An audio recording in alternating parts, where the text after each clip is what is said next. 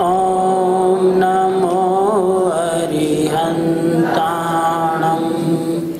ओम नमो सिद्धाणं ओम नमो सिद्धाणं ओम नमो आयर्याणं ओम नमो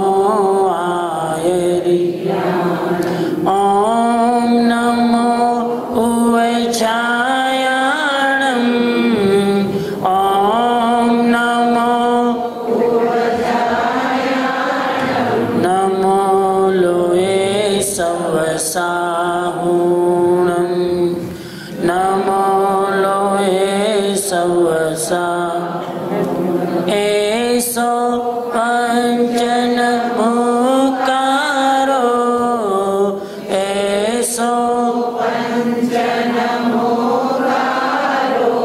सर्व पावनासनो सर्व पावनासनो मंगलाणं मंगलाणं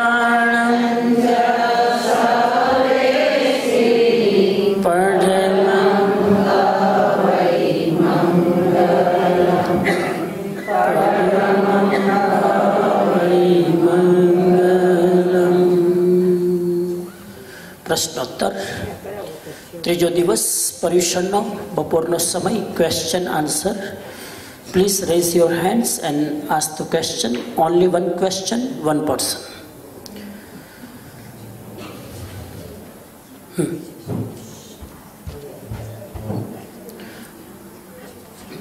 मारी पासे बे चार क्वेश्चन आव्या छे तमारो कोई क्वेश्चन हो तो थिंक करी राखजो त्या सुधी आ क्वेश्चन हूँ लઉં છું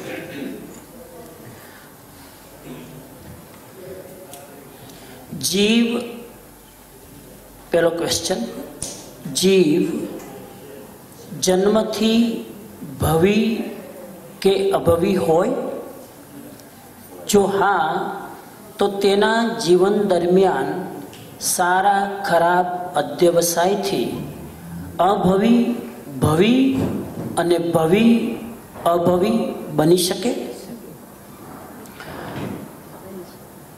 पहली वस्तु ये छे कि जीव जन्मथी ज अभवी होय छे।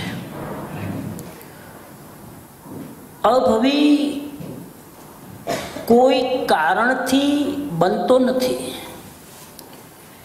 अभवी होय ज छे, बनतो नथी। It's their nature.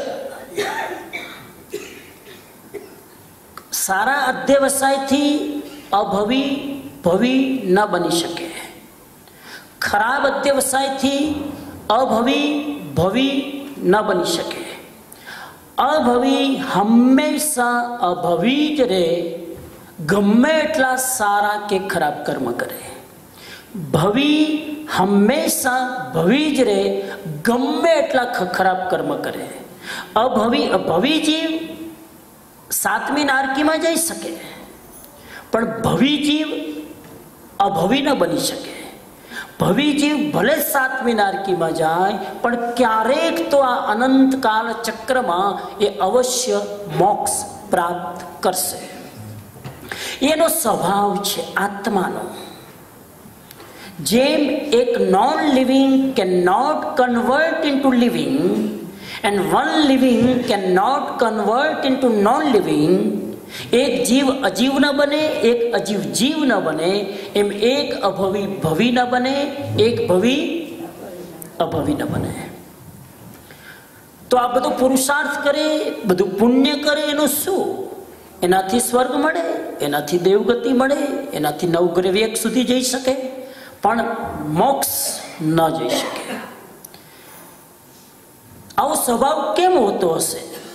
अभवी जीवनो आवो स्वभाव केम के आटलू बधु करे, पुरुषार्थ करे तोय मोक्ष में न जाए? तमे सवारे मग पकावो ने, मग रांधो तो एमां अमुक दाणा एवा होय के रंधाय ज नहीं, ખબર છે? એને શું કહેવાય? કોયડા. કોયડા એ રંધાય જ નહીં. તમે કહો પણ ઇટ્સ નોટ ફેર કે ભાઈ આટલું એને ગેસ આપીએ, આટલો તાપ આપીએ, આ બધાય રંધાણા, આ એ મગ છે તો આ કેમ નથી રંધાતો? બસ એનો સ્વભાવ એ ન રંધાય. એમ અમુક અભવીનો એ મગના કોયડાના જેમ સ્વભાવ છે કે એ ભાવિત થાય જ નહીં. અભવી, જે વાઇબ્રન્ટ ન થાય, જે ભાવિત ન થાય, જે કોઈ ભગવાનની વાણી સાંભળીને મોક્ષ પ્રત્યે જેને શ્રદ્ધા ન જાગે, એ અભવી એનો સ્વભાવ છે. એટલે એ ક્યારેય ભવી બની શકે નહીં.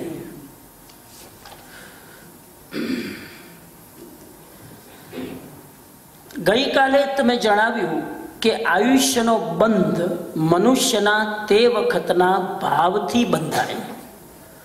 તો તેવા ભાવ માણસે જિંદગી જીવી તેના ઉપર હોય.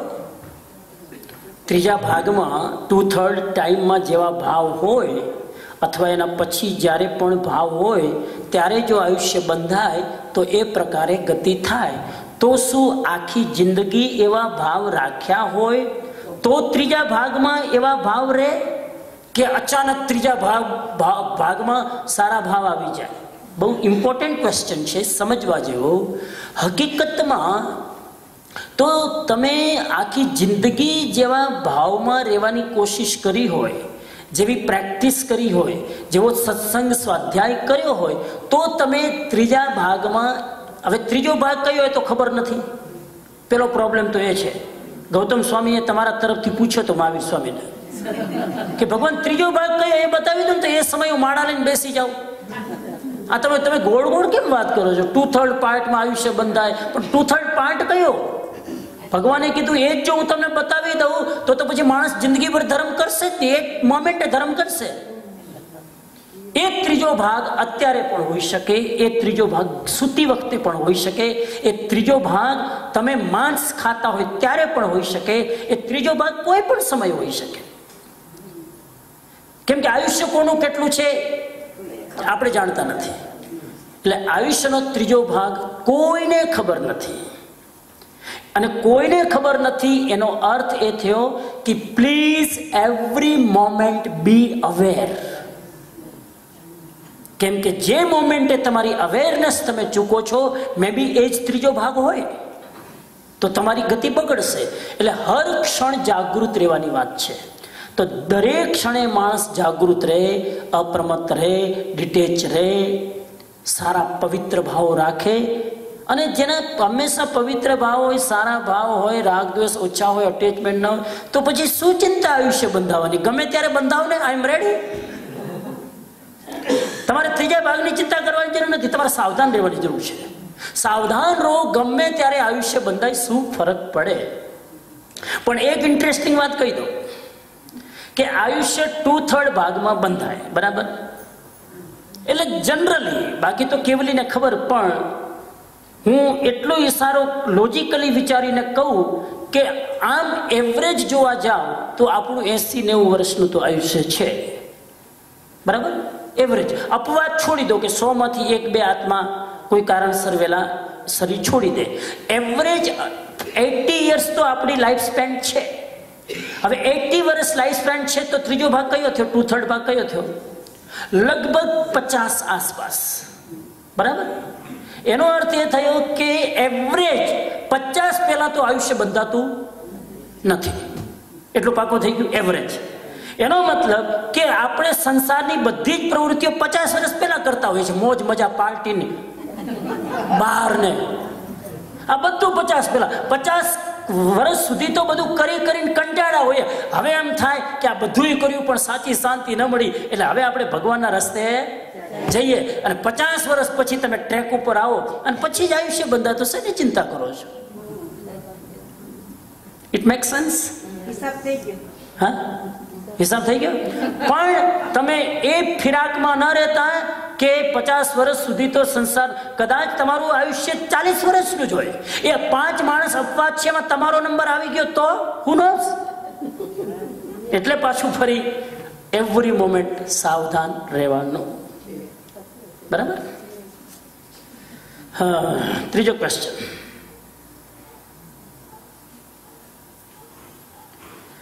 અભયદાનનો એક અર્થ એ પણ થાય કે કોઈ આપણાથી ગભરાય નહીં. નોબડી અફ્રેડ ફ્રોમ અસ. કોઈ વ્યક્તિ કે જાનવર વગેરે. આપણે 24 જિનેશ્વરોને ભગવાન તરીકે પ્રણામ વગેરે કરીએ તો આ તીર્થંકરો કેને પૂછતા હશે? તીર્થંકરો કોને પૂછતા હશે? બરાબર છે. આપણે 24 જિનેશ્વરોને ભગવાન તરીકે પ્રણામ કરીએ છીએ તો 24 ભગવાન કોને પૂછતા હશે? 24 ભગવાન કોઈને ન પૂજે. મહાવીર સ્વામીના ગુરુ કોણ? મહાવીર સ્વામીના ગુરુ કોણ? પોતે જ ગુરુ, પોતે જ શિષ્ય. તીર્થંકરોના કોઈ ગુરુ હોતા નથી.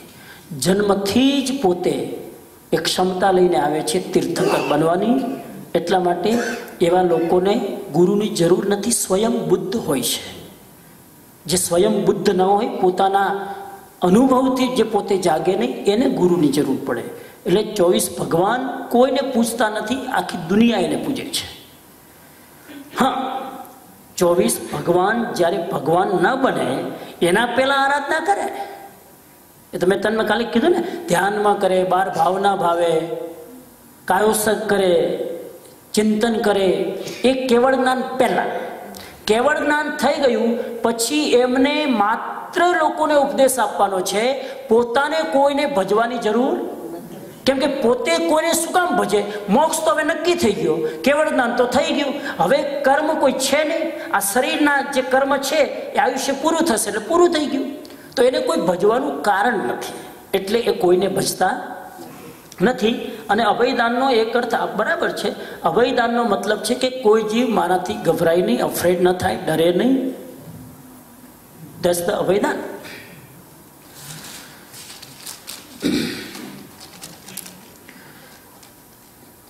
મેં આજે સવારે લેક્ચરમાં વાત કરી હતી કે બહેનો ગરમ રોટલી બનાવીને હસબન્ડને ખવડાવે. એના માટે એક પ્રશ્ન આવ્યો છે.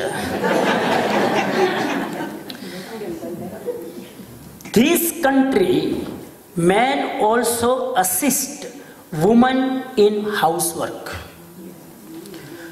Definitely. મેં જ્યારે વાત કરી કે બહેનો ગરમ રોટલી કરીને ખવડાવે તો એનો અર્થ એ નથી કે ઇન્ડિયાની જેમ પુરુષે ખાલી બેઠા બેઠા ઓર્ડર કરવાનો વાઈફને અને ઘરમાં કોઈ કામ નહીં કરવાનું. એ અર્થ બિલકુલ પુરુષો કરતા હોય તો ખબરદાર. એનો અર્થ ખાલી ભોજન બનાવીને ખવડાવવા પૂરતો છે. પુરુષોને હું વિનંતી કરું કે તમે વેસ્ટર્ન વર્લ્ડમાં જીવો છો. અહીંયા man and woman both are equal.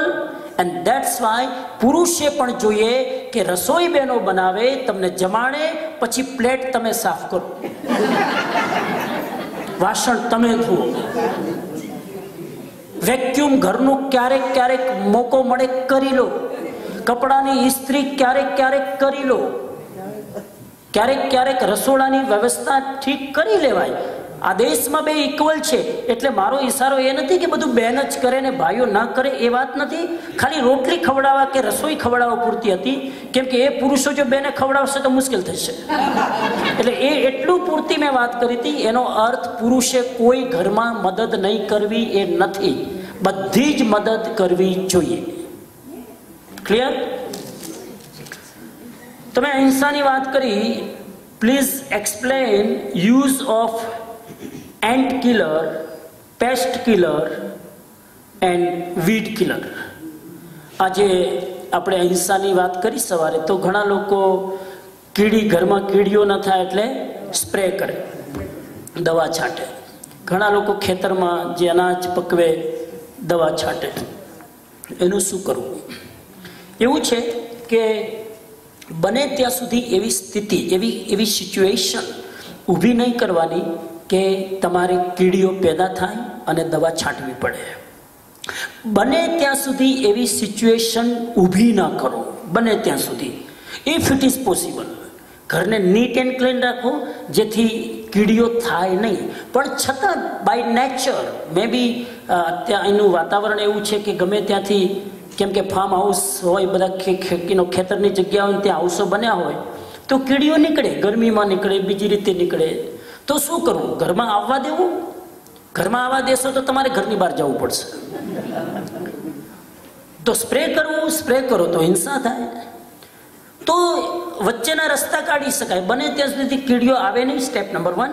Step number 2, કીડીઓ આવે તો એને સુપડીમાં લઈ એને સાવરણીથી જરાક, અથવા તો કોઈ સોફ્ટ વસ્તુ, કેમ કે કીડી નહીં તો જરાક સાવરણીથી પણ મરી જશે. સોફ્ટ વસ્તુથી જરાક એને લઈ અને તમે મૂકી આવો. છતાં પણ કીડીઓ થાય તો કીડીઓને એ જગ્યા સાફ કરી, જે કીડીઓ હોય બધી જગ્યા સાફ કરી પછી ન છૂટકે સ્પ્રે કરવું પડે તો કરવું પડે, પણ સાફ કરીને કરો જેથી બને એટલી કીડીઓ ન મરે અને પ્રિવેન્શન તમે કરી શકો. કિલ કરવાનું હું નથી કહેતો, પણ ટ્રાય ટુ પ્રિવેન્ટ. તમે પહેલેથી જ કરી દો એ રીતે તો ઉત્પન્ન જ ના થાય, આવે જ નહીં. એવી તમે પરિસ્થિતિ ઊભી કરો તો તમે બચી શકો. અને શ્રાવક માટે આમે કંઈ ટોટલી અહિંસા તો છે નહીં. સંસારી વ્યક્તિ કોઈ પણ કામ કરે છે તો હિંસા તો થાય જ છે ને.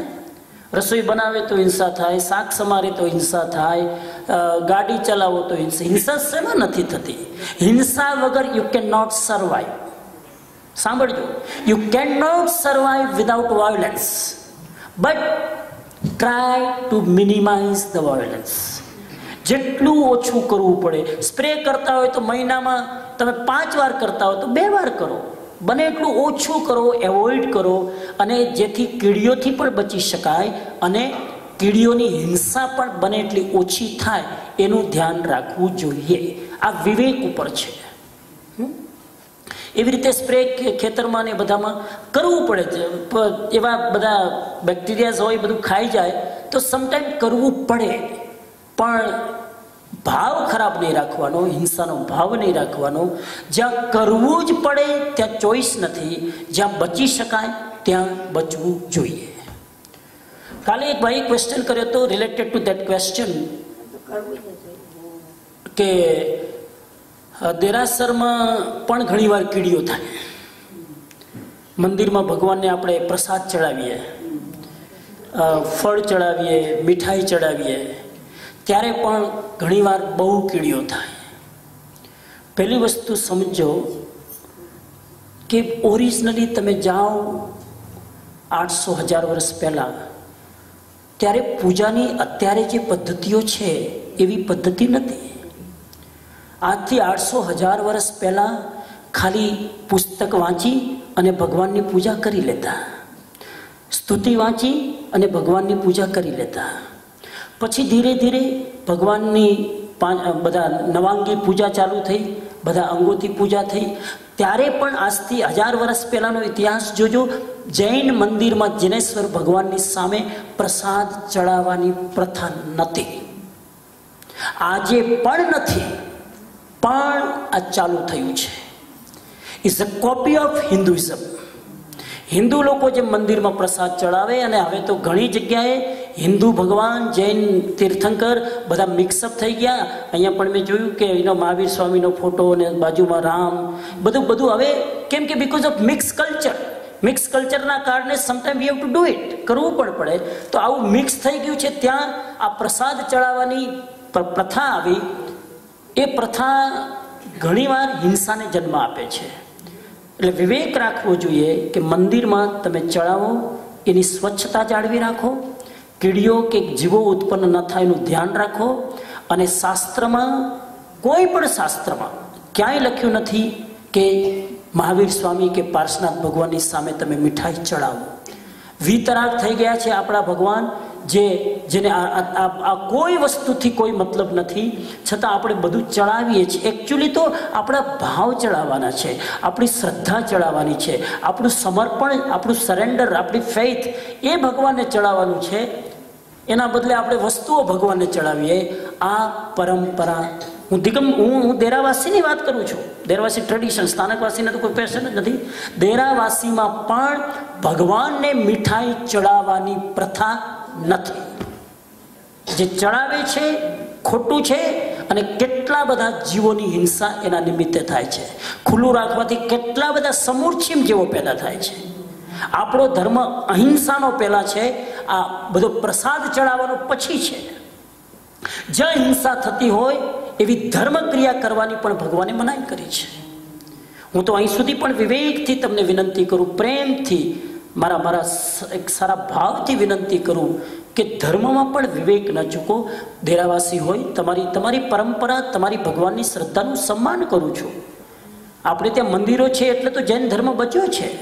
ભલે કોઈ એને આર્ટની રીતે જોવે, કોઈ હિસ્ટ્રીની રીતે જોવે, કોઈ ભગવાનની રીતે જોવે, પણ મંદિર આજ પણ જૈન કલ્ચર છે. પણ આ મંદિરની અંદર ભગવાનને ફૂલો ચડાવે, બરાબર, નો પ્રોબ્લેમ, તમારી શ્રદ્ધા છે ચડાવો.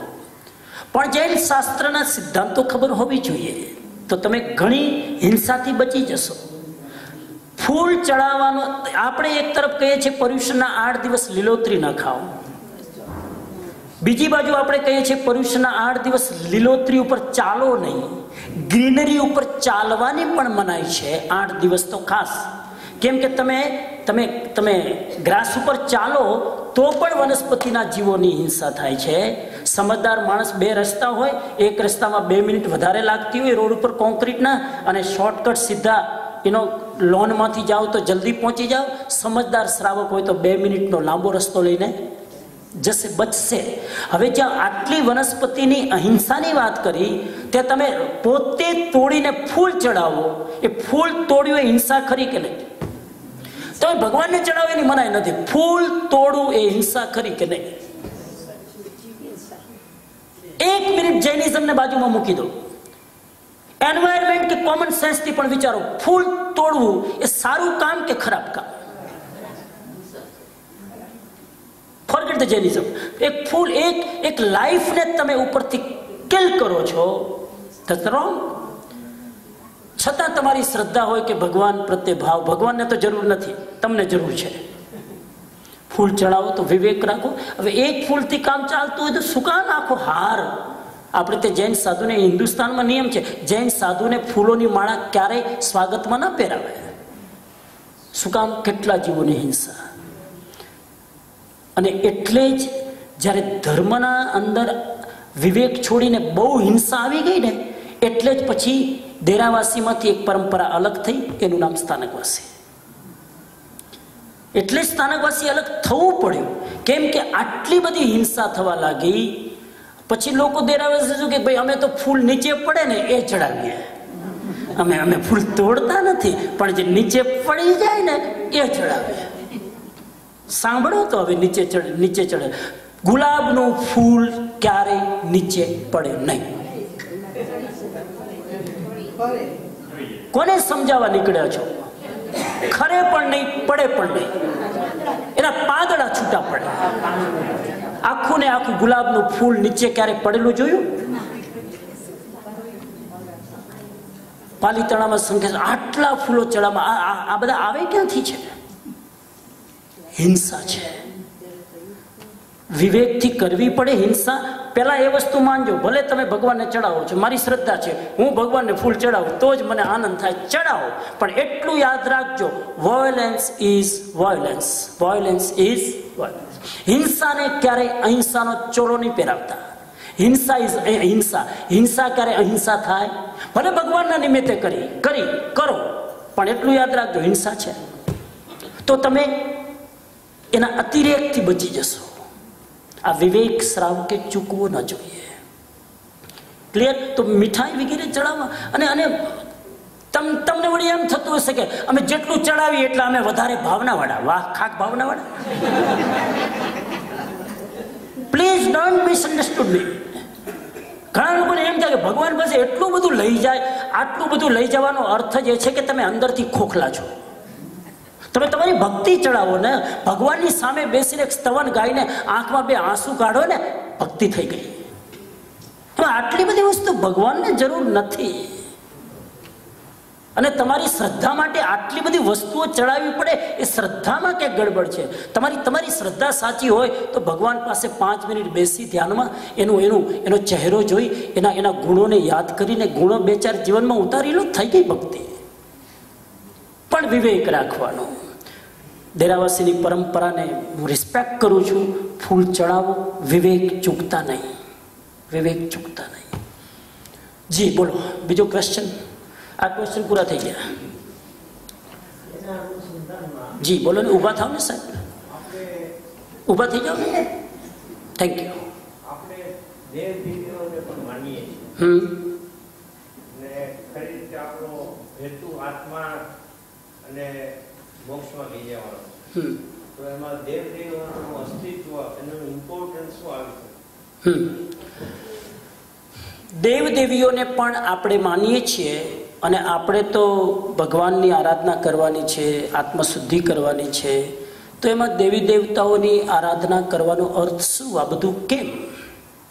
સીધો જવાબ છે, દેવી દેવતાઓની પૂજા ભક્તિ ન થવી જોઈએ, પણ જે શાસન પ્રભાવક દેવી દેવતા છે, જે શાસનની રક્ષા કરે છે, જે સમ્યક દ્રષ્ટિ દેવી દેવતા છે, ધર્ણેન્દ્ર, પદ્માવતી, ચક્રેશ્વરી, દરેક તીર્થંકરના અધિષ્ઠાયક દેવી છે, એ સમ્યક દ્રષ્ટિ જીવ છે. અને સમ્યક દ્રષ્ટિ જીવ પાસે એક જ પ્રાર્થના કરવી જોઈએ, જો તમે એની ભક્તિ કરતા હોય તો, કે આ ભક્તિથી જીન શાસનની શ્રદ્ધા વધે, આ ભક્તિ કરવાથી હું મારો આત્માનું કલ્યાણ કરી શકું, મને એવા સંયોગો મળો. કોઈ પણ પદ્માવતીની આરાધના કરતા હોય તો માંગો તમે કે જેનાથી હું શાસનની સેવા કરી શકું, જેનાથી હું ભક્તિ કરી શકું, જેનાથી હું સંગ પ્રભાવના કરી શકું. સવ્વે જીવ કરું શાસન રસી, આ ભાવના માટે જો તમે પદ્માવતીની આરાધના કરો, કોઈ ખોટું નથી, સમ્યક દ્રષ્ટિ જીવ છે. પણ હું એટલું જરૂર કહીશ કે દરેક દેવી દેવતાના મૂળમાં જિનેશ્વર ભગવાન છે. પારસનાથને ભજો એટલે પારસનાથ ભગવાન તમને મદદ કરવા નહીં આવે. તમે પારસનાથની માળા ફેરો, મદદ કરવા કોણ આવશે? તમારી પાત્રતા હશે તો. કોણ આવશે? પદ્માવતી, ધર્ણેન્દ્ર પદ્માવતી. અને હું તો કહું છું, કદાચ ધર્ણેન્દ્ર પદ્માવતી પણ ના આવે, એ લોકોમાં કેટેગરી છે, સુપિરિયર, ઇન્ફિરિયર. હવે તમારા નાનકડા કામ માટે પદ્માવતી થોડી આવે, એ બીજા દેવી દેવતાને મોકલાવે છે, જરા જાતો આટલું કામ કરી આપો. યસ યસ, ધર્ણેન્દ્ર પદ્માવતીનું સ્થાન તમે એમ ના માનતા કે બહુ સામાન્ય છે. વાતમાં 3 ઉવસા ગરમ કરી લીધા, ફટાફટ ચર્ચ ગેટથી ઉપડું સીધું ઘાટકો પર, તો એ એટલામાં પદ્માવતી ના આવે કઈ. પણ તમારી પાત્રતા હોય ને, તમારું પુણ્ય હોય ને, ભાવથી ભજો. અને જો એમને લાગે કે આ ભક્ત તકલીફમાં છે અને પાર્શ્વ પ્રભુને યાદ કરે છે, મારું કર્તવ્ય છે કે જે પાર્શ્વનાથ ભગવાનને યાદ કરે છે, મારે મદદ કરવી જોઈએ, તો કોઈ પણ વ્યવસ્થા કરે, પોતે કદાચ આવે ના આવે, ડિપેન્ડ્સ યોર ભક્તિ. એટલા માટે દેવી દેવતાને માનવાની મનાઈ નથી, પણ સાચો અનુરાગ, સાચો ભાવ ભગવાન પ્રત્યે હોવો જોઈએ. જિનેશ્વરને કેન્દ્રમાં રાખો, દેવી દેવતાને આજુબાજુમાં રાખો. જિનેશ્વરને ભૂલીને ખાલી દેવી દેવતાના ચક્કરમાં પડ્યા તો તમે મિથ્યા દ્રષ્ટિ છો. એટલે સેન્ટરમાં ભગવાન હોવા જોઈએ. અને હું તમને ગેરંટી આપું કે પદ્માવતીને ભસશો તો પદ્માવતી નહીં આવે. સાંભળી લેજો, સિક્રેટ ચાવી. મને ખબર નથી, અત્યારે બેસું છું ત્યારે આ વાક્ય મારા મગજમાં આવે છે. આ હું શું કામ બોલું છું એ મને ખબર નથી, પૂછતા નહીં. પણ તમે ખાલી પદ્માવતીને ભસશો તો કદાચ પદ્માવતી નહીં આવે, પણ તમે પાર્શ્વનાથ ભગવાનને ભસશો તો અવશ્ય આવે. કેમ કે પદ્માવતી પાર્શ્વનાથ ભગવાન સાથે બંધાયેલા છે, ઉપકાર એકબીજાનો એની સાથે જોડાયેલો છે. ખાલી પદ્માવતીને ભસશો તો પદ્માવતી થશે આ શ્રાવક સ્વાર્થી છે, ખાલી ઈચ્છા પૂરી કરવા માટે મને ભજે છે, જિનેશ્વર ભગવાનને ભૂલી ગયો. એટલે તમને એવો પરચો બતાવશે કે જિનેશ્વર ભગવાનને પહેલા ભજો, પછી મારી સેવા તમે લો. એટલે કેન્દ્રમાં એમને રાખવાના. હું મુંબઈમાં હતો 6 મહિના પહેલા, તો મારું ત્યાં સાયનમાં કોઈના ઘરે લેક્ચર હતું. તો મેં એક ભાઈને કીધું કે કાલે પ્રવચન છે, સત્સંગ છે, અનુકૂળતા હોય તો આપ આવજો. તો મને કે કેટલા વાગે છે? મેં કીધું સવારે 9 થી 10:30. મને કે સ્વામીજી મારે 9 વાગે તો ઓવસકરમનો પાઠ કરવાનો ટાઈમ છે, સોરી હું નહીં આવી શકું. મેં કીધું ઓવસકરમનો પાઠનો ટાઈમ છે 9 વાગે, એક્સેલન્ટ, તારે આવવાની જરાય જરૂર નથી, કેમ કે તારો નિત્યક્રમ તારે તોડવો ના જોઈએ. મેં કીધું કરો, બહુ સરસ. સવારે 9 વાગે વ્યાખ્યાન ચાલુ થયું. પેલા ભાઈ 9:30 વાગે ટપક્યા. મેં ના પાડી હતી કે તારો નિત્યક્રમ છે તો ના આવતો, તો આવે. મને અચરજ થઈ. લેક્ચર પછી તરત મેં પૂછ્યું કેમ તમારો ઉસગરમનો ટાઈમ હતો, આવી કેમ ગયા? તો કે ઉસગરમ હું એટલા માટે જપતો હતો કે મારા છોકરાને નોકરી નથી મળતી. એક્ઝેક્ટ 9 વાગે આજે નોકરીનો ફોન આવી ગયો એટલે હું અહીંયા આવી ગયો. પાર્સનાથ જાય સાઈડમાં. સમજ્યા? એ ઉસગરમ સ્તોત્ર શું કામ કરતા હતા? ભગવાન પાર્શનાથ પ્રત્યે ભક્તિ છે એટલે નહીં, છોકરા નોકરી મળી જાય. અને નોકરી મળી ગઈ એટલે બીજી સેકન્ડે પાર્શનાથ ભગવાન stand by.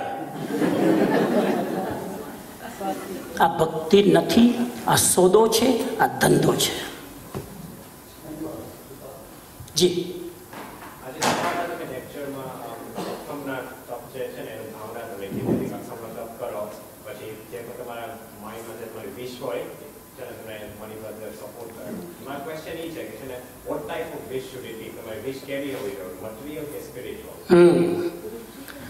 Very good question. સવારે વાત કરી કે અઠ્ઠમ કરો તો કોઈ દેવતા તમારી વિશ પૂરી કરે. Not only Manibhadra, any kind of દેવતા પૂરી કરે. તો એ વિશ કેવી હોવી જોઈએ? વિશ બને ત્યાં સુધી સેલ્ફિશ ન હોવી જોઈએ. વિશ બને ત્યાં સુધી પોતાના માટે ન હોવી જોઈએ, બીજાના માટે. નંબર 1 બીજા માટે. અને બીજાના માટે પણ જે વિશ છે એ વિશ એવી હોવી જોઈએ જેનાથી પાપમાં વધારો ન થવો જોઈએ, પુણ્યમાં વધારો થવો જોઈએ. એવી વિશ ના માંગો કે જેનાથી સામેલી વ્યક્તિ વધારે પાપ કરે. કેમ કે પાપ કરશે તો એ વિશ માંગવી પણ એ વાસ્તવમાં પોઈઝન થઈ ગયું, વિષ થઈ ગયું. એટલા માટે વિશ બને ત્યાં સુધી સ્પિરિચ્યુઅલ. એ તમે આના પહેલા જ કીધું કે કોઈ પણ દેવી દેવતાને તમે પદ્મ કોઈને ભજો તો એક આધ્યાત્મિક ભાવના રાખો કે હું વધારે ધર્મમાં નિકટ જાઉં, અથવા તો મારા જીવનમાં હંમેશા સદબુદ્ધિ રહે, મારા જીવનમાં ક્યારેક કોઈ ખોટું કામ ન થઈ જાય. હે ભગવાન મને આવું બળ, આવા આશીર્વાદ આપજે. આવું તમે માંગો, ધેટ ઇઝ ધ બેસ્ટ. તો તમારી સદબુદ્ધિ માંગો, ભગવાનની નજીક વધારે રહી શકીએ એ માંગો, જીન શાસનની પ્રભાવના કરી શકીએ એવું માંગો, અથવા મારું સ્પિરિચ્યુઅલ પ્રોગ્રેસ થાય એવું માંગો. છતાં ઘણીવાર એવું આપણે માંગીએ કે ભાઈ મારાથી તપસ્યા નથી થતી, અઠાઈ નથી થતી. હે ભગવાન, તમારી આરાધના કરું છું, મને એવું બળ મળો કે હું તપશ્ચર્યા કરી શકું અને મે બી કોઈ આશીર્વાદ ફળે અને તમે તપસ્યા કરી શકો, અંતરાય તૂટે. વાસ્તવમાં તો એ અઠ્ઠમ તપ કર્યો, એ અઠ્ઠમ તપ જ વર્ક કરે છે. પછી ફરી પાછું ધ્યાન રાખજો, ખાલી પ્રાર્થના કરવાથી ફળ નથી મળતું. તમે અઠ્ઠમ તપ કર્યો, સાથે ભગવાનની પ્રાર્થના કરી, એ અઠ્ઠમ તપથી તમારી કર્મની નિર્જરા થઈ અને એનાથી જે અંતરાય કર્મ હતું જેના કારણે તમારી વાત પૂરી નથી થતી, એ કર્મ તૂટવાથી તમારી વિશ પૂરી થાય છે. સંસારની વિશ પણ તમે પૂરી કરી શકો છો, સંસારની પણ. તમારો છોકરો કે ભાઈ 7% નથી આવતા, ભણવામાં આગળ નથી, આપણે ભગવાનને પ્રાર્થના કરીએ, હે ભગવાન એને જરાક સારું જ્ઞાન આપજે, એને તો થઈ શકે. કાલે જો ઘરે હતો તો ભાઈ અમારા છોકરાઓ બહુ મહેનત કરે છે પણ જે ગ્રેડ આવવા જોઈએ નથી આવતા. તો તમે માળા ફેરો, તપ કરો, કરી શકો. મેં પછી એને માળા આપી. તમે સરસ્વતીની આરાધના કરો. ઓમ એમ નમઃ, ઓમ એમ ઓમ, એના મંત્ર છે ઓમ એમ ઓમ. ઓમ એમ ઓમ સરસ્વતી મંત્ર જ્ઞાન માટે. અથવા ઓમ નમો નાણસ, એક માળા રોજ ફેરો. ઓમ નમો નાણસ. જેને યાદ નથી રહેતું, ભૂલી જાય, મેમોરી નથી, બહુ મહેનત કરે છતાં ભૂલી જાય, તો આનાથી જ્ઞાનાવરણીય કર્મનો ક્ષયક્ષમ થાય. તો આવી કોઈ ક્રિએટિવ, કોઈક સર્જનાત્મક, પોઝિટિવ, સ્પિરિચ્યુઅલ અથવા બીજાના ભલા માટે આપણે કંઈક વિશ કરીએ તો ફળે. જી માફ કરજો, આ બહુ સિમ્પલ ક્વેશ્ચન છે, કારણ અમુક બહુ એડવાન્સ છે. જે આપણે નિમિનાથ છે, નિમિનાથ 22માંથી તો કહેવત એમ છે કે એ કૃષ્ણ ભગવાનના કઝિન હતા.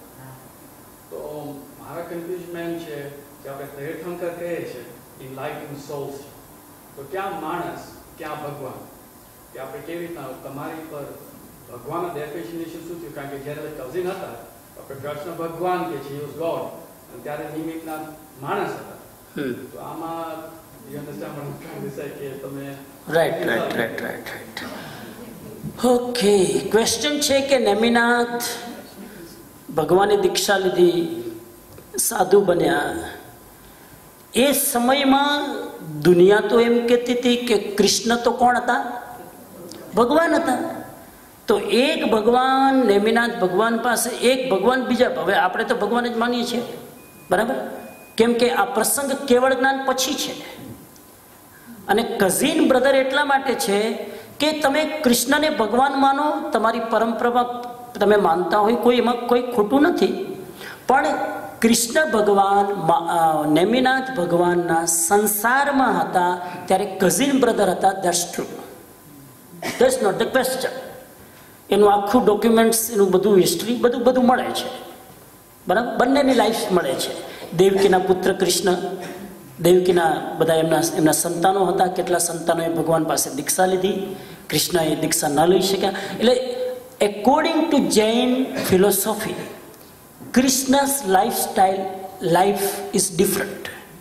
According to Hindu scripture, Krishna life is little bit different. તો જૈન શાસ્ત્ર પ્રમાણે કૃષ્ણ ભગવાન નહોતા, ભગવાન થશે. વાસુદેવ હતા. કૃષ્ણ ભગવાન. બે ફિલોસોફી મિક્સ ન કરતા, નહીં તો જવાબ નહીં મળે, તમે જ ખોવાઈ જશો. Don't mix to philosophy. Jain, according to Jainism, Krishna was Vasudev.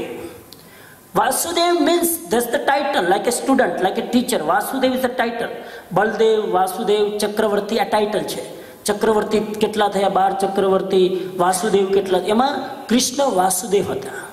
એનું બળ બહુ હોય. વાસુદેવ એટલા બધા પાવરફુલ હોય, જેની વાત હું થોડી કરીશ કાલ પરમ દિવસે. પણ જૈન ફિલોસોફીમાં એ વાસુદેવ હતા, ભગવાન નહોતા. નેમિનાથ ભગવાનને કેવળ જ્ઞાન થઈ ગયું હતું, એ ભગવાન હતા. એટલે વાસુદેવ કૃષ્ણ ભગવાન નેમિનાથ પાસે જતા, વંદના કરતા, પ્રશ્ન કરતા, જિજ્ઞાસાઓ કરતા. અને જૈન શાસ્ત્ર પ્રમાણે તો કૃષ્ણએ એ દલાલી કરી હતી કે હું દીક્ષા નથી લઈ શકતો, પણ જેને પણ દ્વારિકામાં દીક્ષા લેવી હોય એનો દીક્ષા મહોત્સવ હું કરીશ. આ જૈન શાસ્ત્ર. Don't mix up with the Hindu philosophy belief. A different હોઈ શકે, કેમ કે દરેકની માન્યતા અલગ છે. પણ જૈન શાસ્ત્રનો ઇતિહાસ આમ કે છે કે વાસુદેવ હતા. આવતી 24મીમાં કૃષ્ણ ભગવાન થવાના છે. આવતી 24મીમાં કૃષ્ણ તીર્થંકર થવાના છે. અત્યારે કૃષ્ણ ભગવાન નથી જૈન શાસ્ત્ર પ્રમાણે. ફરી કહું છું, જૈન શાસ્ત્ર પ્રમાણે. હિન્દુ શાસ્ત્ર પ્રમાણે હોય, તમે હિન્દુ હોય, વૈષ્ણવ હોય, તમે ભગવાન તરીકે જ માનો, કોઈ ફરક નથી પડતો. પણ આ બિલીફ સિસ્ટમ ડિફરન્ટ છે. જી,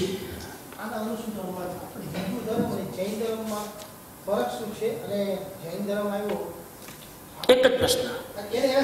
ના એનાથી નહીં, બસ આટલું રાખો. આમાં એવું છે કે મારી મેમોરી ઓછી છે. તમારા પ્રશ્નો તો હોય, પણ મારી મેમોરી પાછી હોવી જોઈએ ને. ઉભર આટલું જ રાખો ને. What is the difference between Hinduism and Jainism?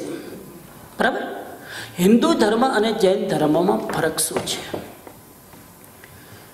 પહેલી વસ્તુ, Hindu is not a religion at all. Hindu નામનો કોઈ ભારતની અંદર ધર્મ નથી. Hindu is a culture, not a religion. Hindu સંસ્કૃતિ છે, ધર્મ નથી. જજો ઇતિહાસમાં મોહેજો-દડોની સંસ્કૃતિમાં કે હિન્દુસ્તાન, જાપાનમાં જે લોકો રહે એને શું કહેવાય? જાપાનીઝ. ચાઇનામાં રહે એને શું કહેવાય? ચાઇનીઝ. યુરોપમાં રહે એને શું કહેવાય? યુરોપિયન. હિન્દુસ્તાનમાં રહે એને શું કહેવાય? હિન્દુસ્તાની. સો વી ઓલ આર હિન્દુસ્તાની. આપણે બધા જ હિન્દુસ્તાની છીએ. હવે હિન્દુ શબ્દ આવ્યો ક્યાંથી? હિન્દુ શબ્દ came from Sindhu river.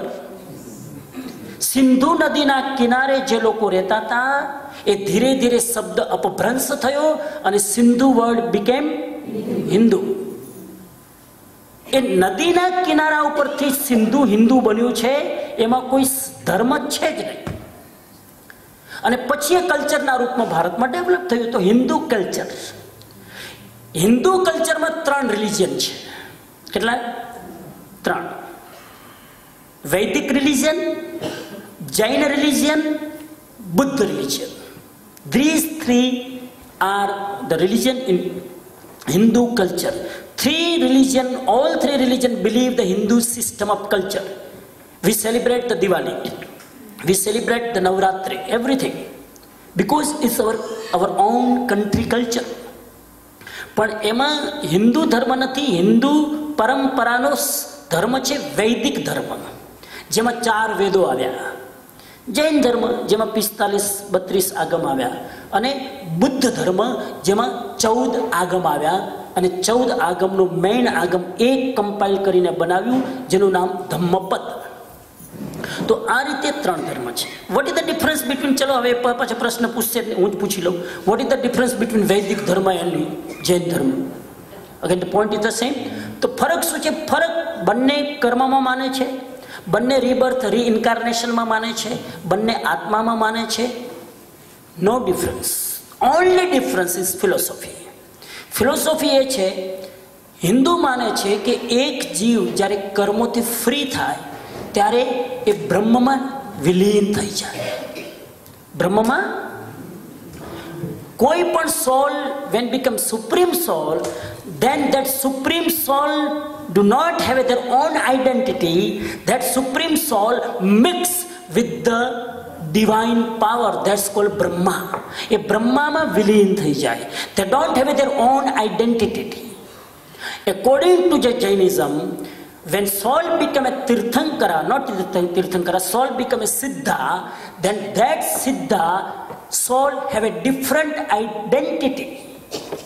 That Siddha soul has not mixed with all the Brahma and all this divine soul. Now, every soul have their own experience, even in Siddhasila. એક આત્મા મોક્ષમાં જાય ત્યારે પરમાત્મા સાથે મિક્સઅપ નથી થતો, કેમ કે પોતે જ પરમાત્મા છે, એટલે પોતાનું સ્વરૂપ ત્યાં પણ મેન્ટેન રાખે છે. અનંત જ્ઞાન, અનંત દર્શન, અનંત આનંદ, અનંત વીર્ય, એનું રિયલાઇઝેશન કરે છે. જો મારો આત્મા કર્મો તોડીને મિક્સઅપ જ થઈ જાય બ્રહ્મામાં, અને મારી પોતાની કોઈ પ્રોપર્ટી ન રહે, તો આવા મોક્ષમાં મારે જવાની જરૂર શું છે? અહીં જ મોજ કરો ને. પણ ત્યાં એટલા માટે જાઉં છું કે ત્યાંનું અનંત જ્ઞાન, આનંદ, ઐશ્વર્ય, એમાં દરેક આત્મા પોતાનું ઓન એક્સપિરિયન્સ ઇટરનલી કરી શકે છે. That is the only difference. Otherwise there is no any difference. બોલો. હા બેન, એક મિનિટ, સોરી, બોલો. થોડીક હું કન્ફ્યુઝ થઈ જાઉં છું એટલે હું આ પ્રશ્ન પૂછું છું. ગઈકાલે આપણે સ્થૂલીભદ્ર વિશે વાત કરી, જેણે 10 પૂર્વનું જ્ઞાન લીધું, ને બીજા સ્થૂલીભદ્રની વાત આપણે મંગલાચરણમાં મંગલમ સ્થૂલીભદ્રાદ્યા જૈન ધર્મોસ્તુ મંગલમ, કે જેણે રૂપકોશા સાથે ચાતુર્માસ ગાળ્યું. તો આ બંને સ્થૂલીભદ્ર એક જ કે જુદા? બિરાજો, બંને સ્થૂલીભદ્ર એક જ છે. There is no two સ્થૂલીભદ્ર in Jain શાસ્ત્ર. જે સ્થૂલીભદ્રએ કોષાવેશ્યાને ત્યાં ચાતુર્માસ કર્યું હતું, એ જ સ્થૂલીભદ્ર જેમને ભદ્રબાહુ સ્વામીએ 10 પૂર્વનું જ્ઞાન આપ્યું હતું. પહેલી વાર ચોમાસું કર્યું, લપસી ગયા, ફસાણા, સંસાર શરૂ કર્યો અને બધું થયું. ભગવાન પાસે આવીને, ભદ્રબાહુ સ્વામી પાસે આવીને પ્રાશ્ચિત લીધું, શુદ્ધ થયા. અને ફરી જ્યારે ઉત્કૃષ્ટ સ્થિતિ આવી આત્માની, ત્યારે ફરી ચાતુર્માસ કરે છે કોષાવેશ્યાને ત્યાં, અને એના ઉપર વિજય મેળવે છે, એને શ્રાવિકા બનાવે છે, એને દીક્ષિત કરે છે. એટલે 4 મહિના ચોમાસું કરીને એક વૈશ્યાને ત્યાં એક શું કહેવાય તમારી ભાષામાં? પ્રોસ્ટિટ્યુશન. હા, પ્રોસ્ટિટ્યુટ. આવી સિચ્યુએશનમાં જઈને પણ સ્થૂલીભદ્ર બેદાગ રહ્યા. બહુ કોશિશ કરી સ્થૂલીભદ્રને લપસાવાની, ફિસલાવાની, પણ કેમ કે 10 પૂર્વનું જ્ઞાન થઈ ગયું હતું, પહેલાં એ સ્થિતિ નથી, અને ત્યારે એટલા સ્ટ્રોંગ થઈ ગયા કે એમને કન્વર્ટ કરી દીધી, શ્રાવિકાને બનાવી દીધી અને ભગવાન પાસે દીક્ષા લીધી. તો એ જ સ્થૂલીભદ્ર છે, સ્થૂલીભદ્ર 2 નથી. હું જ્યારે મારી પ્રાર્થનામાં પણ બોલું છું મંગલમ સ્થૂલીભદ્રાધ્યા, એ એટલા માટે મંગલમ સ્થૂલીભદ્રાધ્યા કે સૌથી વધારે મુશ્કેલ છે બ્રહ્મચર્ય, સૌથી વધારે. 4 શિષ્યો હતા ભદ્રબાહુના. એકે ચોમાસું કર્યું સાપના દરમાં, એકે ચોમાસું કર્યું કૂવાના કાંઠે, પછી એકે જંગલમાં કર્યું જ્યાં સિંહ ને બધાનો ઉપદ્રવ હોય, અને એકે ચોમાસું કર્યું જે સ્થૂલીભદ્ર એને ચાતુર્માસ કર્યું વેશ્યા કોશિયાને ત્યાં, કોશા વેશ્યાને ત્યાં. તો જ્યારે સાપને ત્યાં ચોમાસું કરીને આવ્યો તો એને કીધું તે દુષ્કર કામ કર્યું છે. ભદ્રબાહુએ કીધું બહુ દુષ્કર કામ કર્યું છે, એટલે કે very tough job you did. જ્યારે જંગલમાં જે કરીને આવ્યો એને પણ કીધું કે બહુ ટફ કામ તું કરીને આવ્યો છે ચોમાસું. પણ જ્યારે સ્થૂલીભદ્ર આવ્યા ત્યારે કીધું ટફ ટફ ટફ ટફ કામ કરીને આવ્યા છે. સાપના દરવાજામાં, સાપના બિલમાં ચોમાસું કરવું ઇઝી, પણ કોશા વૈશ્યાને ત્યાં ચોમાસું કરવું અઘરું. આ વાત જ્યારે બાકીના 3 સાધુએ સાંભળી કે આમને તો વધારે ક્રેડિટ મળીને અમને ઓછી, તો એક સાધુએ કીધું હું પણ વેશ્યાને ત્યાં ચોમાસું કરીને, મોટી વાત શું છે? વેશ્યાને ત્યાં ચોમાસું કરવું તો આનંદની વાત છે, સાપના દરમાં કરી જુઓ. ત્યારે ભદ્રબાહુએ કીધું કે તું રહેવા દે, તું સ્થૂલીભદ્રના ચેડા એના ચાડા ન કર, શું કહે એની કોપી ન કર. તો કે ના ભગવાન મને આજ્ઞા આપો, હું જાઉં છું. કે રહેવા દે, ના માન્યા. આખીરમાં જે થવાનું હતું એ થયું. કોશા વેશ્યાને તે ચોમાસું કરવા ગયા, ફસલાઈ ગયા, લપસી ગયા. તો સૌથી અઘરું છે બ્રહ્મચર્ય, અને એ જે સાધે એટલે આપણે બોલીએ છીએ મંગલમ સ્થૂલીભદ્રાધ્યા, પવિત્ર પુરુષ થઈ ગયા. એટલે એટલા માટે 84 સુધી તેને યાદ કરશે. 24 સુધી. બોલો જી, આ તમે આ ભાઈ સાહેબ બોલો. કર્મ એ છેલ્લે સુધી જે જ્ઞાનનું આપણે જે આગમનનું ટ્રાન્સલેશન કે એનું વિસ્તૃત રૂપ જે થતું જે આપણે જોવામાં આવે છે, છેલ્લે એમાં કહે કે કર્મ એ અગર તો આપણે માને કે નથી મતલબ karmic particles like electron, proton and neutron, તો એવી કઈ ફિનોમિના બને છે, એવું કયું સમીકરણ રચાય છે કે જે એ કાર્મિક પાર્ટિકલ આત્મા સાથે ચોટે પણ છે અને એ ડિઝોલ્વ પણ થાય છે. એવું છે કે એટમ કે ઇલેક્ટ્રોન, પ્રોટોન, ન્યુટ્રોન આત્મા સાથે નથી ચોટતા. બહુ સ્થૂલ પાર્ટિકલ છે. આત્મા સાથે ચોટે એ પાર્ટિકલ તો તમે ટચ પણ ન કરી શકો, તમે ફીલ પણ ન કરી શકો, તમે જોઈ પણ ન શકો, મશીનમાં પણ નહીં. કર્મ practical can not see by machine. Electron, proton, neutron, atom you can see. તો કર્મ પાર્ટિકલ એટમ કરતાં પણ સૂક્ષ્મ છે, જેમાં કહેવાય કે ખાલી એક જ સ્પર્શ કરવાની તાકાત છે, બરાબર, પૂતગલમાં. એમાં આ બહુ ઊંડો વિષય છે. એમાં 8 સ્પર્શ હોય, જેમાં રુષ્ક, શુષ્ક, લાંબો, ટૂંકો, એ બધા જ પાર્ટિકલ એટમ બની શકે, કર્મ ન બની શકે. કર્મ એટલું સૂક્ષ્મ પાર્ટિકલ છે કે એમાં ખાલી ટેમ્પરેચર હોય છે, ગરમ, ઠંડુ, અને ખાલી એની અંદર એનો ખાલી ટેસ્ટ હોય છે, સ્વાદ, મધુર કે વૃક્ષ. એવા સૂક્ષ્મ પાર્ટિકલ જ કર્મ બની શકે. વાયુમંડળમાં અનંત મટીરિયલ છે, પાર્ટિકલ છે, એ બધા જ કર્મો બની શકતા નથી. આપણા આત્મામાં જ્યારે રાગદ્વેષ પેદા થાય એટલે special kind of karmic particle, જેમાં 4 સ્પર્શ છે, બીજા પાર્ટિકલમાં 8 સ્પર્શ હોય. એ 4 સ્પર્શ વાળા જ કર્મ પાર્ટિકલ બની શકે. બાકી એટમ, ઇલેક્ટ્રોન, પ્રોટોન, ન્યુટ્રોન એ આત્મા સાથે જોડતા નથી, એનાથી સૂક્ષ્મ હોય છે. બોલો બેન.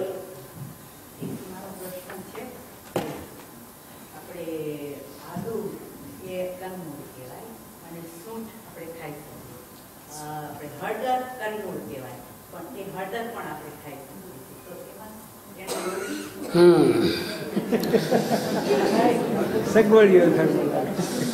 બહુ સરસ. ઘણા બટાકા નથી ખાતા, ચિપ્સ ખાય. બટાકાની ચિપ્સ ખાય. આ એક પ્રશ્ન. બીજો તમારો છે કે બીજાનો? હા તો બરાબર, તમારો હોય તો જવાબ નહીં મળે.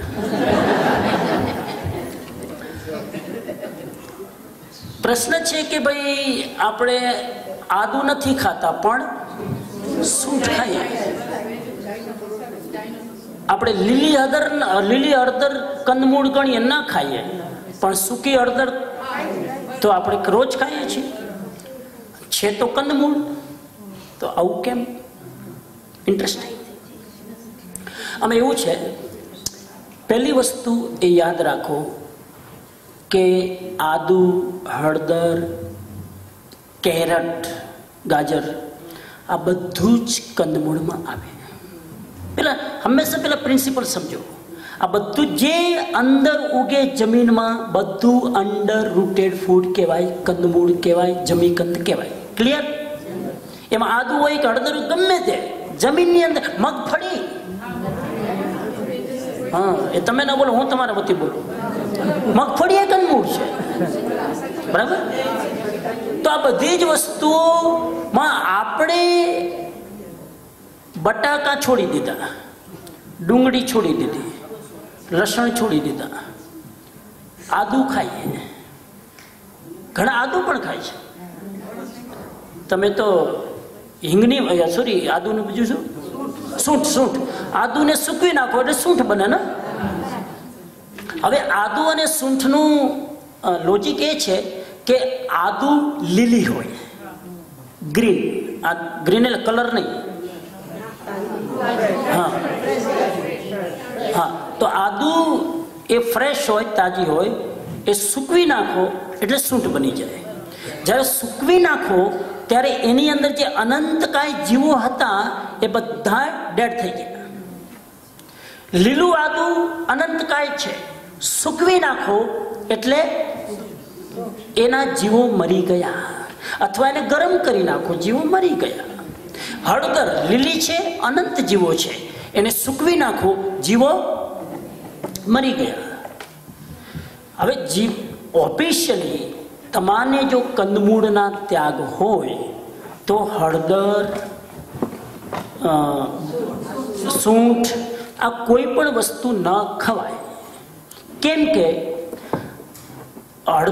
કેમ કે આદુને સૂકવ્યું કોણે? આપણે, એટલે કે કોઈ પણ વ્યક્તિએ. તમારા ઘરની વ્યક્તિ, બહારની વ્યક્તિ, મેં બી બજારમાંથી તૈયાર લીધું, પણ તમે કમસે કમ એને એક્સપોઝ તો કર્યું ને. તમારા નિમિત્તે માર્કેટમાં એટલું વધારે આવ્યું ને. કરવું, કરાવવું, અનુમોદવું, એ સૂત્ર યાદ રાખજો. એટલે ન ખાવું જોઈએ, પણ આપણે ખાઈએ છીએ. શું કામ ખાઈએ છીએ હવે એની વાત કરીએ. કંદમૂળ બે પ્રકારના. કંદમૂળ પણ કેટલા પ્રકારના? બે પ્રકારના. એક કંદમૂળ, પેલા એટલું કોન્સેપ્ટ થઈ ગયું કે જે અંદર ઉગે બધા અનંતકાય છે. ક્લિયર? બધા કંદમૂળ છે. ક્લિયર? પછી કોઈને એવો જવાબ ના આપતા. તમારો છોકરો પૂછે મગફળી તો કંદમૂળ ન કહેવાય. આ મોટા લોકો પછી છોકરાઓને ઉલટા જવાબ આપે. કંદમૂળ એ કંદમૂળ. હવે કંદમૂળ બે પ્રકારના, એક તામસિક, એક સાત્વિક. કંદમૂળ બે પ્રકારના, તામસિક અને સાત્વિક. જે તામસિક કંદમૂળ છે એને સ્ટ્રિક્ટલી જૈન ધર્મ એવોઇડ કરે છે કે કમ સે કમ આલુ, પ્યાજ, લસણ તો ન જ ખાઓ. આદુ કંદમૂળ છે, તામસિક નથી, સાત્વિક છે. હળદર કંદમૂળ છે, તામસિક નથી, સાત્વિક છે. એટલે સાત્વિક કંદમૂળ તરીકે આપણે એને વિવેકથી ઉપયોગ કરીએ છીએ તો એમાં જીવોની હિંસા થશે, પણ માનસિક રીતે જે હિંસા થાય છે એનાથી આપણે બચી જશું. તમે બહુ પ્યાજ, લસણની ચટણી બહુ ખાશો એટલે તમારું માઇન્ડ ક્રેઝી થશે. આદુ તમે ચાયમાં આદુ નાખો એનાથી માઇન્ડ ક્રેઝી નહીં થાય, ફ્રેશ થશે. બરાબર? હવે બીજી વસ્તુ યાદ રાખો. ખાવું જોઈએ કે ના ખાવું જોઈએ હું નથી કહેતો, હું ખાલી વ્યાખ્યા કરું છું. એક તામસિક છે, એક સાત્વિક છે. એટલા માટે અમુક લોકો એમ માને છે કે સાત્વિક છે તો ભલે હિંસા અમે બધું કરીએ છીએ સંસારમાં, હિંસા છે જ, તો હવે આના વગર અમે નથી રહી શકતા, હળદર તો અમારે જોઈએ જ, તો અમે વાપરીએ છીએ, ધેટ્સ ઓકે, લઈએ છીએ અમે. તમે દવા ખાવ છો, દવામાં જિલેટિન હોય છે. જિલેટિન ભક્ષ કે અભક્ષ? ફસાણા તમે. હવે એક જિલેટિન વાળી દવા જે અભક્ષ છે, જેની અંદર મીટનો અંશ છે, જે એનિમલ પ્રોડક્ટ છે, એ તમે જિલેટિન વાળી દવા ખાવ છો, જે જૈન ધર્મ કહે છે કે not allowed to take it, એ ખાવ છો, તો પછી આદુ કેમ નહીં? તો પછી હળદર કેમ નહીં? એટલે એનો લોજિક એટલો છે કે હેલ્થ પર્પઝ માટે, આરોગ્ય માટે, સ્વાસ્થ્ય માટે અભક્ષ્ય દવાઓ ખાવી પડે એના કરતાં એન્ટાઈઓક્સાઇડ છે જે હળદર કે આ વસ્તુ, એ તમે દવાના સ્વરૂપે, મેડિસિન રૂપે, માત્રામાં, લિમિટમાં તમે જો ભોજનમાં વાપરો તો ઇટ્સ ઓકે. ખ્યાલ આવ્યો તમને? ના વાપરો તો બેસ્ટ. હું વાપરવાનું નથી શીખવાડતો, ના વાપરો તો બેસ્ટ, પણ તમે બિલકુલ નહીં વાપરો અને પછી બીમાર પડશો અને પછી જિલેટિન વાળી દવાઓ ખાશો. એ જિલેટિન વાળી દવાઓ ના ખાવી પડે એના કરતાં તમે આ વસ્તુ થોડીક શરીરની શુદ્ધિ માટે તમને એમ લાગતું હોય કે હું એના વગર નથી રહી શકતો તો વાપરો, પણ એ પણ સાથે કન્ડિશન સાથે વાપરો કે તમે જ્યારે જમી કંદના ત્યાગ લો, જ્યારે તમે કંદમૂળના ત્યાગ લો, પચકાણ લો, ત્યારે એટલા પચકાણ લેવાના કે હું ડુંગળી, બટાકા, લસણ આ નહીં ખાઉં. ત્યારે તમારે સંપૂર્ણ કંદમૂળના ત્યાગ ના લેવાના. સંપૂર્ણ કંદમૂળના ત્યાગ લો અને પછી તમે મગફળી ખાઓ, સિંગા ખાઓ તો દોષ કહેવાય. એટલે કંદમૂળના ત્યાગ લો ત્યારે આ ધ્યાન રાખવાનું, બરાબર. બીજું એ ધ્યાન રાખવાનું, કોઈ પણ ત્યાગ, કોઈ પણ પચકાણ લો ને, ઇન્ડિયામાં જાવ એટલે મારા સાહેબ નવરાજ બેઠા પચકાણ જ આપ્યા કરે, જેવા દર્શન કરે છે, માળા ફેરો છો, એટલે ઘણા તો યંગસ્ટર આમ જતા ગભરાય કે આપણે જશું ને તો નિયમ આપશે આપણે. હા, કોઈ પણ મારા સાહેબ પચકાણ, અરે હું પણ ભૂલથી પચકાણ આપું, કોઈ પણ પચકાણ જાવ જીવ લેવાનું નહીં, જીવનભર માટે લેવાનું નહીં. 1 વર્ષ, 2 વર્ષ, 3 વર્ષ માટે લેવાનું. જીવનભર માટે પચકાણ લીધું અને પછી પરિસ્થિતિ બદલાણી, કોઈ સંયોગો એવા ઊભા થયા કે વસ્તુ લેવી પડે, તો તમે વ્રત તોડવાના અને પાપના ભાગીદાર થશો. એટલે બહુ સામા આવીને જિંદગીભરના પચકાણ નહીં લેવાના. ઇન્ડિયામાં હતા, જિંદગીભરના કંદમૂળના પચકાણ લઈ લીધા, અમેરિકાના ગ્રીન કાર્ડ મળી ગયું, અમેરિકા મૂવ થયા અને હવે પસ્તાય, છોકરાઓ બધા રેસ્ટોરન્ટમાં ખાવા જાય, મારે તો જાવજીવના ત્યાગ. અરે ભગવાન! અને જે સાધુ પાસે નિયમ લીધો, સાધુ તો દેવલોકમાં વયા ગયા. હવે છૂટછાડે ક્યાં લેવી? એટલે વિવેક રાખજો. હું તમને બહુ જ અંતરંગ વાત કરું છું કે 1-2 વર્ષના લેવાના, કેમ કે ઇઝ ટોલરેટ. 1-2 વર્ષ તમે ટોલરેટ કરી શકો, પણ જાવજીવના લેશો ને પછી મન તમારું બગડે, એના કરતાં વિવેકથી લેવાના. કંદમૂળની બાબતમાં આપણે ઓબ્ઝર્વ કર્યું છે કે બટેટા, ડુંગળી આપણે રાખવું હોય તો એમાંથી થોડા દિવસો પછી બિયાને એવું નીકળશે, ત્યારે આદુની અંદર, હળદરની અંદર એ પ્રમાણે કોઈ બીજા જીવો બહાર નીકળશે ના? આદુમાંથી નીકળે, ડેફિનેટલી. બધી જ વસ્તુની અંદર ધીરે ધીરે થોડુંક ગ્રો થતું હોય છે, તો ઝુકે ને. હા, એની અંદરથી ગ્રો થાય છે. બટ એનીવે એમાં ઇન્ટેન્સિટી થોડીક ફરક હોઈ શકે, પણ કંદમૂળ એ કંદમૂળ છે. Principle should be clear. કંદમૂળ એ કંદમૂળ. આરતી અને મંગળ દીવામાં શું ફરક? આરતી અને મંગળ દીવામાં શું ફરક? પહેલો ફરક, આરતી એ આરતી છે, મંગળ દીવો એ મંગળ દીવો છે. હા, તો પહેલો જ ફરક છે ને. આરતી આરતી છે, દીવો એ દીવો છે, નામનો જ ફરક છે. આરતીમાં 5 દિવેટ હોય, મંગળ દીવામાં 1 દિવેટ હોય. ભૂપેન્દ્રભાઈનો પણ ક્વેશ્ચન હતો, સાથે લઈ લઉં. યાદ છે તમને? ભૂલી ગયા. બધા જ ધર્મોની અંદર ખાલી આરતી જ ઉતારે છે, આપણે ત્યાં આરતી દીવો બે કેમ? પાછો બીજો ક્વેશ્ચન. આરતીમાં 5 દિવેટ હોય છે, એ 5 દિવેટ એ પંચ પરમેષ્ટિનું પ્રતીક છે. પંચ પરમેષ્ટિ અરિહંત સિદ્ધ આચાર્ય ઉપાધ્યાય સાધુ. એટલે આપણે આરતી ઉતારતા પહેલા બોલીએ છીએ નમો રા સિદ્ધાચાર્ય ઉપાધ્યાય સર્વ સાધુભ્ય. એ પંચ પરમેષ્ટિની આરતી છે એ એના માટે. અને પંચ પરમેષ્ટિની આરાધના કર્યા વગર કેવળ જ્ઞાન ન થાય. દીવો એ કેવળ જ્ઞાનનું પ્રતીક છે. દીવો એ કેવળ જ્ઞાન છે. કોઈ શાસ્ત્રમાં કેવળ જ્ઞાનની પરંપરા નથી, એટલે બીજે કોઈમાં દીવો નથી. આપણે ત્યાં કેવળ જ્ઞાનની પરંપરા છે. ને કેવળ જ્ઞાન કેટલું હોય? એક જ હોય. પરમેષ્ટિ કેટલા હોય? 5. 5 પરમેષ્ટિ છે એટલે એની 5 દિવેટ. એક કેવળ જ્ઞાન છે એટલે એનો એક દીવો. તો ઘણા બધા પૂછે કે પેલા આપણે દીવો ઉતારીને પછી આરતી ઉતારી તો શું વાંધો?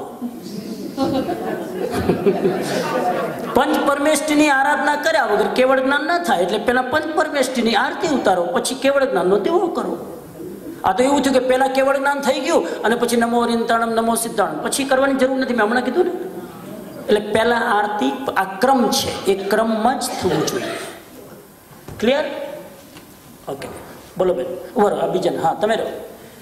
બધા બીજાને ચાન્સ આપે. હા, મને ધ્યાનમાં કેટલી વાર બેસવું અને કેવી રીતે બેસવું અને ધ્યાનમાં લાંબો સમય કેવી રીતે બેસાઈ જાય? ધ્યાનમાં મિનિમમ 20 મિનિટ. કેટલી મિનિટ બેસવાનું? તમારે ધ્યાનમાં આગળ વધવું હોય તો 5, 7, 10 મિનિટથી ચાલુ કરો અને 20 મિનિટ સુધી પહોંચો તો એક ગૃહસ્થ માટે, સંસારી જીવ માટે ધીસ ઇનફ. બાકી બહુ ઉત્કૃષ્ટ ભાવના હોય તો તમે 45 મિનિટ, 48 મિનિટ મેક્સિમમ ટાઈમ ભગવાને બતાવ્યો છે. ધ્યાનનો મેક્સિમમ ટાઈમ કેટલો? 48 મિનિટ એ ભગવાને બતાવ્યો છે. તમારી સ્થિતિ જોનો તમને ટાઈમ બતાવું છું 20 મિનિટ. 20 મિનિટ માંડ બેસી શકશો, પછી ઘૂંટણ ઊંચા નીચા તમારા ચાલુ થશે. તો 20 મિનિટ સુધી પહોંચવાનું. હવે એ ધ્યાનની અંદર બીજું શું પૂછ્યું? ધ્યાન કેટલો લાંબો ટાઈમ? 20 મિનિટ. ઘણી વાર 10 મિનિટમાં પણ રહેતું નથી. એ ધ્યાન ન રહે એ ધીરે ધીરે પ્રેક્ટિસથી સમય વધારવાનો. પહેલાં 10 મિનિટ કરવાનું, 15 મિનિટ કરવાનું, 20 મિનિટ કરવાનું. અને કરતી વખતે પણ વેરિએશન આવે. ક્યારેક ધ્યાન લાગી જાય તો બહુ સરસ થાય, ક્યારેક ધ્યાન લાગે જ નહીં. એ તો તમારા ભાવ ઉપર છે ને, તમારી સિચ્યુએશન ઉપર છે. ઘણીવાર ઘરમાં શાંતિ હોય, બીજો કોઈ પ્રોબ્લેમ ન હોય, આજ આખા દિવસમાં કોઈના ફોન ના આવ્યા તો ધ્યાન સારું થાય. અને એટલા બધા ફોન આવ્યા તો પછી ધ્યાનમાં બેસે એટલે બધું એ જ યાદ આવે. એટલે ડિપેન્ડ્સ યોર હોલ એન્વાયરમેન્ટ કે એ તમારા ધ્યાનમાં તમને હેલ્પફુલ કે ડિસ્ટ્રેક્ટ કરતા હોય છે. એટલે 20 મિનિટ સુધી તમે પહોંચો તો ધેટ્સ ફાઇન. અને ધ્યાન સવારે ઉઠીને તમે કરો તો વધારે સારું. સવારે ટાઈમ મળે, રાતના સૂતા પહેલાં કરો. એમ્પ્ટી સ્ટમક 24 કલાકમાં ગમે ત્યારે કરી શકાય. ખાવાના 2-3 કલાકનો ગેપ રાખવાનો, એના આગળ પાછળ ગમે ત્યારે કરી શકાય. અને ધ્યાનની મેથડ છે, પહેલાં તમે ઓમકારની ધ્વનિ કરો, પછી તમે બોડીને રિલેક્સ કરી સ્ટેડી કરી બ્રિધિંગ મેડિટેશન કરો. અને બ્રિધિંગ મેડિટેશન કરતાં પછી ચક્રોનું ધ્યાન કરો. અને પછી છેલ્લે નિર્વિચાર થઈ જાઓ, શૂન્ય થઈ જાઓ, ખાલી બેસી રહેવાનું. મગજમાં જે થોટ્સ આવતા હોય એને ખાલી દ્રષ્ટા ભાવે જોવાનું. That is the last stage of meditation. તો આવી રીતે સ્ટેપ બાય સ્ટેપ તમે ડીપમાં જઈ શકો. જી,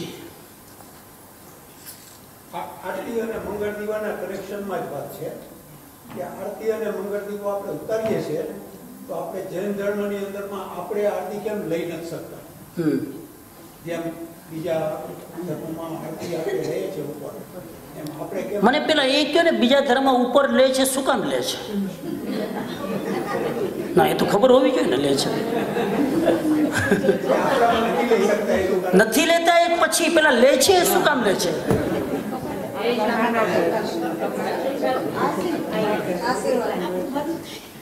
બોલો, શું કહે છે? કોઈ જવાબ આવડે છે? ના, હું તો પૂછતો હતો કે ઉપર લેવાનું ને ફરક શું?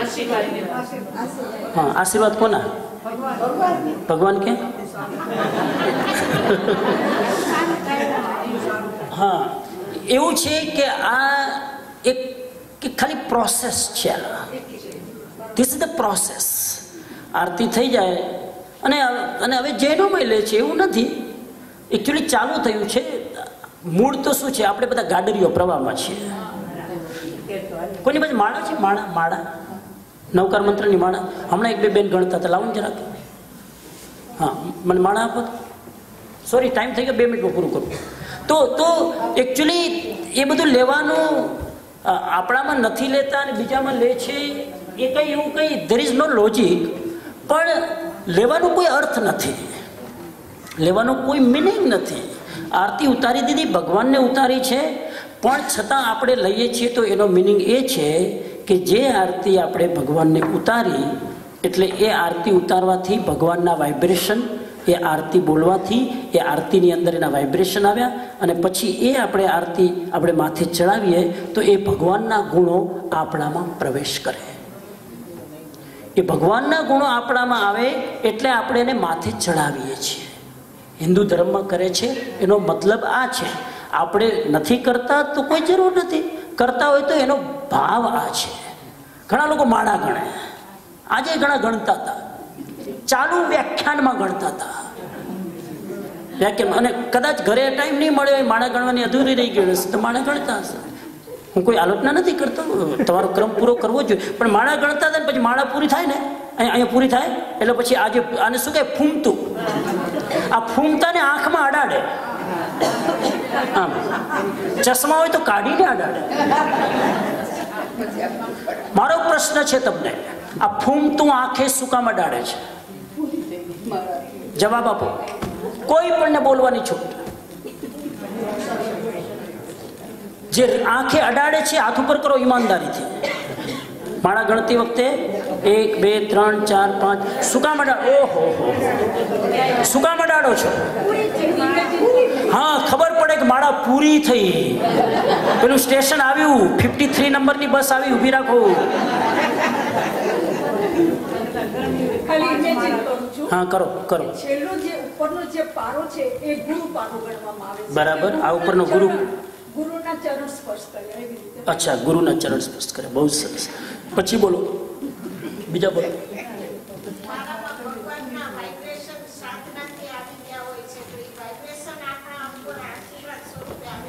હા તો પણ આંખમાં જ કેમ? માથામાં ડાળો ને, આંખમાં એવું શું આશીર્વાદ ઘૂસે છે? હા બરોબર બરોબર. હા ઉભા રહો, સાંભળો, બોલો. આંખમાં, હા તો પણ તો પછી નાકમાં કેમ નહીં? મને જવાબ આપો. Is very interesting question. આંખમાં કેમ? આપણું નાક, હા આ માથામાં, બરાબર, માથામાં.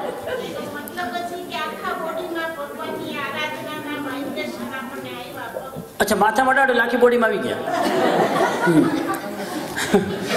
બોલો, વિચાર. હજુ હું તમને વિચારવાનો ટાઈમ આપું છું. કાલે આપણે કોઈ ઉતાવળ નથી, કાલે જવાબ આપજો. શું આજે?